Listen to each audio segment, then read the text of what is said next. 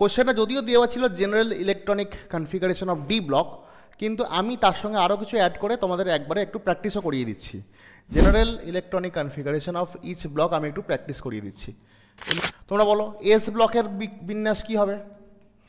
S block যে element NS1 থেকে NS2, বা কেউ এরকম লিখতে পারে NS1 থেকে 2, ঠিক আছে। পি ব্লকের ক্ষেত্রে কি হবে? পি ব্লকের NS2 NP1 থেকে 6 হয়। ডি ব্লকের ক্ষেত্রে কি হবে?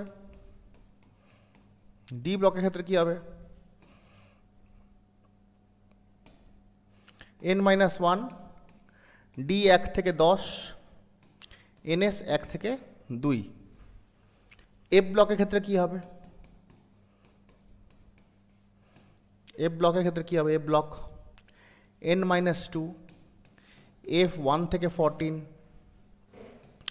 N-1 D0 থেকে 1, NS2।